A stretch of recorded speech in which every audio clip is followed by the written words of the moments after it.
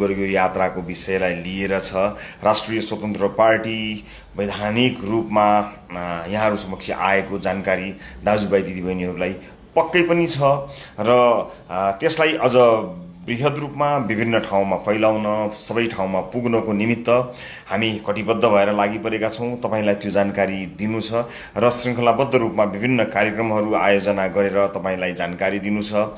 हाम्रो चुनाव चिन्ह गोलाकारभित्रको घन्टी चुनाव चिन्हबारे पनि तपाईँलाई जानकारी दिनु छ र यो सँगसँगै राष्ट्रिय स्वतन्त्र पार्टीका विषयलाई लिएर अनेकौँ प्रश्नहरू छन्, जिज्ञासा छन्, टिका टिप्पणी छन्, शङ्का आशंका, धेरै विषयहरू निरन्तर चलिरहेका छन् र सबै कुराहरू बताउन पाइएको भ्याइएको छैन। 70 वर्ष लामो यो विभिन्न चाङहरूका बीचमा हामीले 50, 60, 70 मिनट जति बाहेक बोल्ने र आफ्नो कुरा राख्ने अवसर पाएका पनि छैनौँ र बोल्ने कुराहरूभन्दा गर्ने कुराहरूमा बढी ध्यान गएको हुनाले तपाईँहरूलाई धेरै जानकारी दिलाउन पाएको छैन। दाजुभाइ दिदीबहिनीहरूलाई यो जानकारी गराउने क्रमलाई निरन्तरता प्रदान गर्न हामीले वैधानिकता प्राप्त गरेसँगै निर्वाचन आयोगले हामीलाई पार्टी दर्ताको प्रमाणपत्र दिएसँगै औपचारिक रूपमा अब कार्यक्रमहरू, भेलाहरू र विभिन्न अन्तर्क्रियाहरू गर्ने क्रमलाई सुरुवात गर्ने चरणमा हामी पुगेका छौँ। त्यो जानकारी गराउन गइरहेको छु। यो शनिबार हामी दिनभर भरतपुर चितवनमा रहनेछौँ। यो हामीले चितवनमा जिल्ला भेलाको आयोजना गरेका छौँ र त्यो सँगसँगै हामी मेरो परिकल्पनाको देश शीर्षकमा एउटा सुन्ने कार्यक्रम भन्ने बताउने होइन।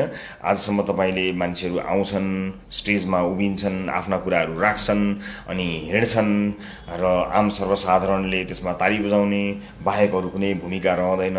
त्यसलाई अलिकति चिर्दै हामीले सुन्ने कार्यक्रम, कुराकानी, तपाईँले भन्नुभएका कुरा सुन्ने कार्यक्रम राख्ने विचार गरेका छौँ। युवाहरू, विशेष गरेर युवाहरूसँगको एउटा अन्तर्क्रिया बिहान 8 देखि 10 बजेसम्म हामी गर्न चाहन्छौँ। तपाईँले परिकल्पना गर्नुभएको देश कस्तो हो, तपाईँलाई कस्तो समाज चाहिएको हो, के कस्ता कुराहरूबाट तपाईँ ग्रसित हुनुहुन्छ अथवा के कस्ता कुराहरू तपाईँ हामीलाई सुनाउन चाहनुहुन्छ, राजनीतिज्ञहरूले के कुरा सुनुन् भन्ने चाहनुहुन्छ। त्यसका लागि हामी युवाहरूसँग अन्तर्क्रिया गर्न चाहन्छौँ, हामी सुन्न चाहन्छौँ तपाईँको परिकल्पनाको देश कस्तो हो। तयार रहनुहोला।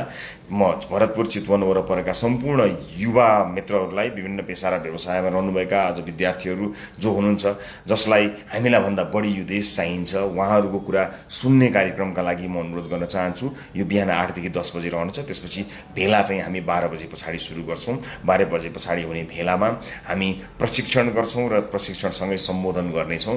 त्यो सम्बोधनमा हामी अझ स्पष्ट रूपमा आफ्ना कुराहरू यहाँहरू समक्ष राख्नेछौँ। तपाईँले जिज्ञासा राख्नुभएका, तपाईँले सुन्न चाहनुभएका, तपाईँले प्रश्न गर्नुभएका कयौँ विषयहरूलाई समेट्ने हाम्रो उद्देश्य छ र त्यो सँगसँगै साँझ 5 बजे पत्रकार सम्मेलन गरी हामी हाम्रो पार्टीको विधान र चिनारी पुस्तिका एउटा पनि सार्वजनिक गर्छौँ। पार्टीको विधान हामी सार्वजनिक गर्छौँ। पार्टीको विधानलाई औपचारिक रूपमा सार्वजनिक गरेर तपाईँहरूलाई हेर्नका लागि उपलब्ध गराउँछौँ।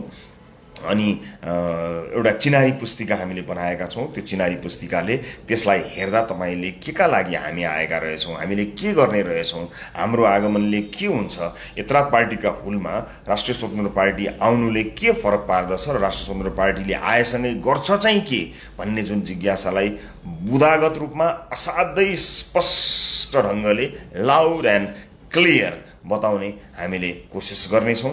त्यसका लागि तपाईँहरू शनिबार चितवनमा जम्मा हुनुहोला। विद्यार्थी साथीहरू, युवा साथीहरूको लागि बिहान सुन्ने, बोल्ने भन्दा पनि सुन्ने कार्यक्रम राखेका छौँ। बिहान 8 देखि 10 तपाईँले परिकल्पना गरेको देश कस्तो हुनुपर्छ भनेर तयारीका साथ आउनुहोला। हामी तपाईँलाई सुन्नका लागि आउँदैछौँ। यो बिहान 8 देखि 10 बजेसम्म हुनेछ र त्यसपछि हामी 12 बजेपछि, दिउँसो 12 बजेपछि हामी जिल्ला भेला, चितवनको जिल्ला भेला आयोजना गर्नेछौँ, जसमा हामी प्रशिक्षण दिनेछौँ। सदस्यता लिने धेरै हुनुहुन्छ र नयाँ सदस्यहरूलाई पनि त्यहाँ स्वागत गर्छौँ। जति पनि नयाँ सदस्यका लागि आउनुहुन्छ उहाँहरूलाई हामी स्वागत गर्छौँ। त्यस भेलामा तपाईँहरूसँग आफ्ना कुरा केही राख्ने कोसिस हामी गर्नेछौँ। यो आमसभा होइन, यो चाहिँ जिल्ला भेला हो। आमसभा पनि हामी आयोजना केही समय पछाडि गर्ने नै छौँ। त्यसलाई पक्कै पनि यो मौसमलाई हेरेर हामीले भित्र हलभित्र गरेका हौँ, तर आमसभा गर्नु पर्दाखेरि बाहिर नै गर्नेछौँ। कतिपय साथीहरूले किन भित्र गरेको बाहिर गर्नुभयो हुन्थ्यो भन्नुभएको थियो। त्यो आमसभा होइन, हामीले पहिला गरे जस्तो धन्यवाद सभा जस्तो पनि होइन। यो एउटा जिल्ला भेला भएको हुनाले यसलाई हलभित्र कतिपय कामहरू गर्नुपर्ने हुन्छ, कतिपय अन्तर्क्रियाहरू हुन्छन्, प्रशिक्षण हुन्छन्, सम्बोधनहरू छन्।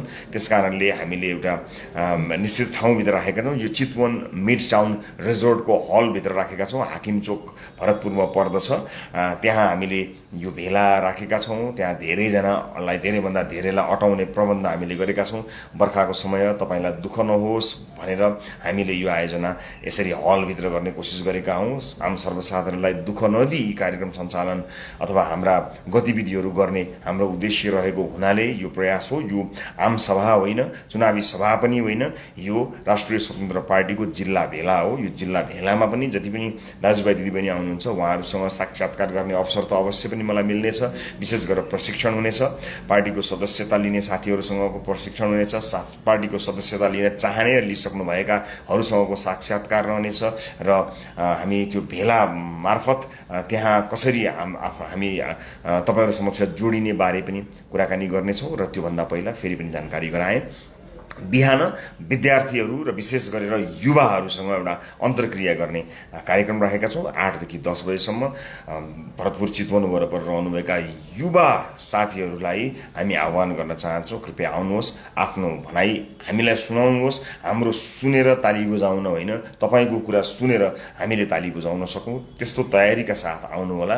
यो सुन्ने, हामीले सुन्ने, तपाईँले भन्ने कार्यक्रम भएको हुनाले म यो मेरो परिकल्पनाको देश शीर्षकमा हामीले 2 घण्टा गर्न लागेको यो कुराकानीमा सहभागिताका लागि युवाहरूलाई अनुरोध गर्न चाहन्छु।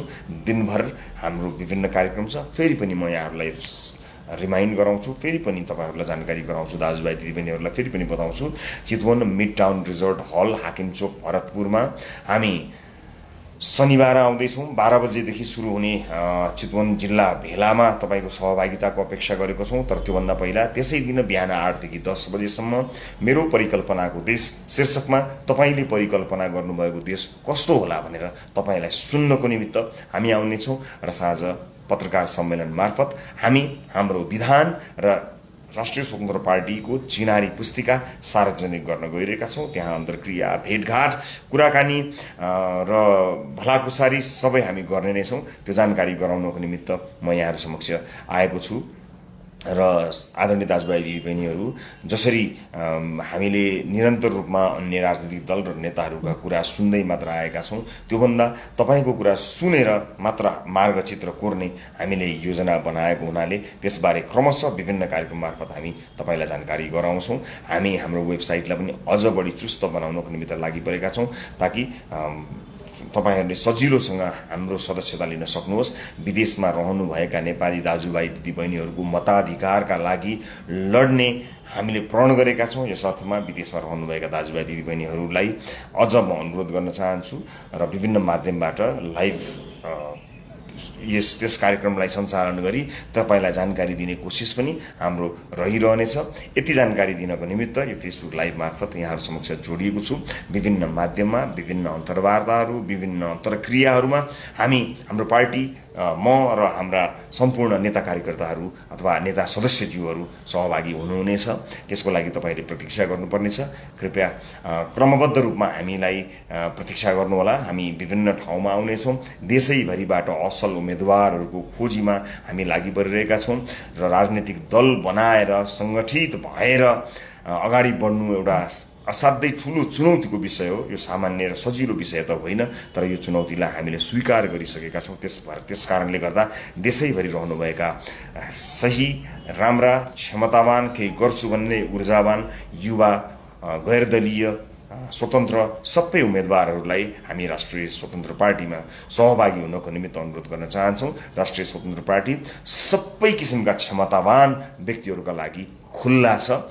यो गैरदलीय, स्वतन्त्र लगायत जति पनि व्यक्तिहरू आउने चुनावमा सहभागी हुन चाहनुभएको छ, जसले चुनाव लड्ने विचार गर्नुभएको छ, उहाँहरूसँग कुराकानी अन्तर्क्रिया गर्दै अगाडि बढ्ने हामीले सोच बनाएका छौँ। हामी व्यथितिका प्रतिस्पर्धी हौँ। जुन व्यथिति हामीले देखिरहेका छौँ त्यसका विरुद्ध लड्नका लागि आएका हौँ। हामी एक अर्का बीचमा प्रतिस्पर्धा गऱ्यौँ भने फेरि पनि यो शक्ति पुरानै सत्ता चलाइरहेकाहरूले प्राप्त गर्नेछन्। कुनै पनि हालतमा नयाँ ढङ्गबाट आएका साथीहरू बीच प्रतिस्पर्धा नहोस्। कुनै पनि कारणले स्वतन्त्र वा गैर दलीय साथीहरू र हाम्रो दल बीच कुनै पनि किसिमको मनमुटाव फाटो नआओस्। अलग अलग होइन, एकै ठाउँ उभिएर जान सकियोस्, ताकि पुरानो जति पनि राज्य सत्ता सञ्चालन गर्दै आएका दल र नेताहरूबाट जसरी हामी आजित भएका छौँ, हामीले त्यसलाई चिर्नु छ। यस अर्थमा सँगै मिलेर जानुको अर्को विकल्प नै छैन।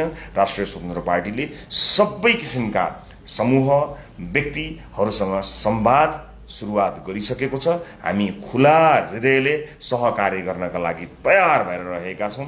बाँकी विभिन्न सञ्चार माध्यममा आउने गरेका सबै समाचारहरू आक्षेपहरूलाई प्रतिक्रिया दिएर साध्य नै हुँदैन। सञ्चारकर्मीका रूपमा मैले आफूलाई सकेसम्म हुन सके जति पारदर्शी रूपमा यहाँहरू समक्ष प्रस्तुत गरि नै सकेको छु। सञ्चारकर्म छोडेपछि विभिन्न लान्छना आरोपहरू आइरहेका छन्। सप्रमाण आएका कुनै पनि लान्छना आरोपहरू बाहेक आएका कुनै पनि कुराहरूमा प्रतिक्रिया दिएर समय खर्च गर्ने छैन।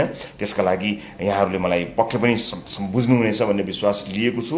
हामी एउटा महाअभियानमा जुटेका छौँ। यो महाअभियानमा जुटेपछि विभिन्न बहानामा या कुनै पनि बहानामा अल्मलिने हामीलाई छुट छैन।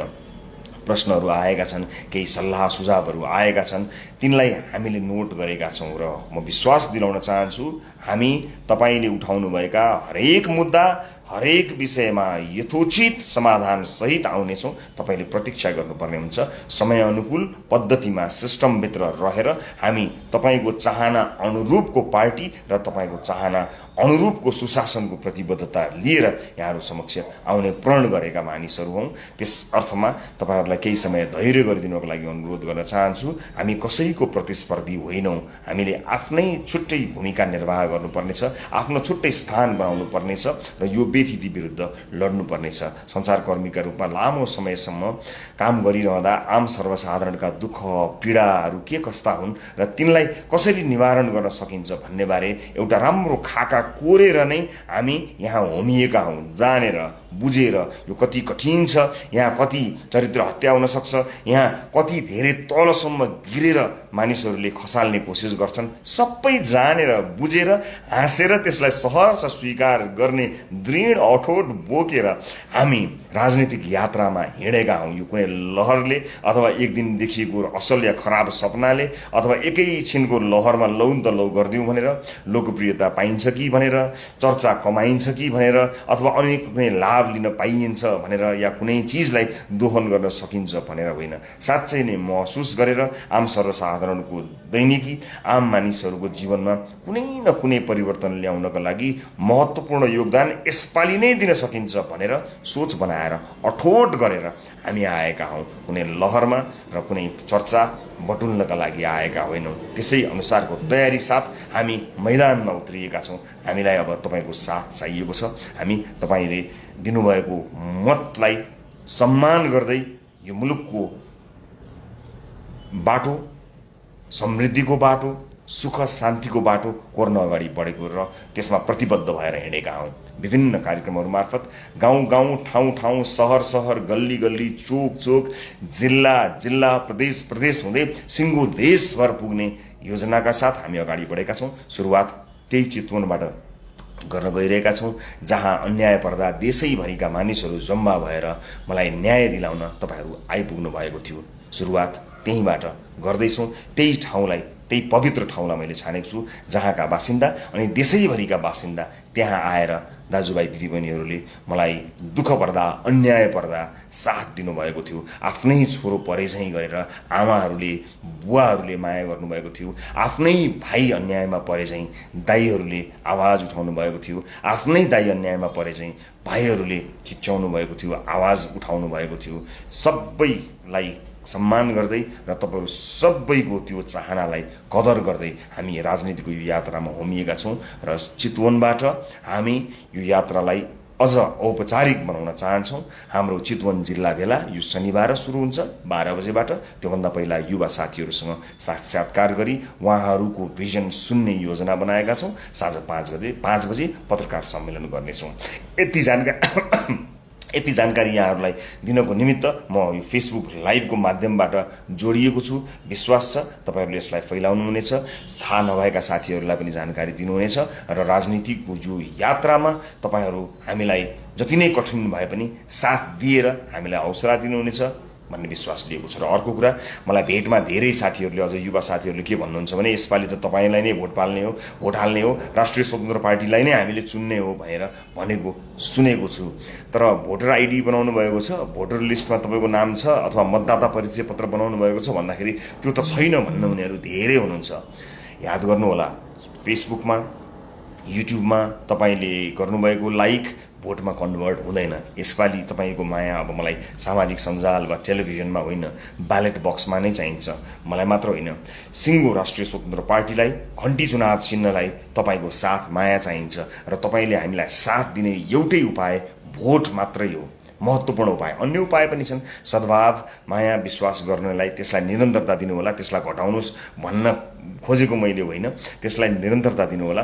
तर जसको मतदाता परिचय पत्र बनेको छैन र उमेर पुगेका दाजुभाइ दिदीबहिनीहरूले मतदाता परिचय पत्र अनिवार्य रूपमा बनाइदिनु होला।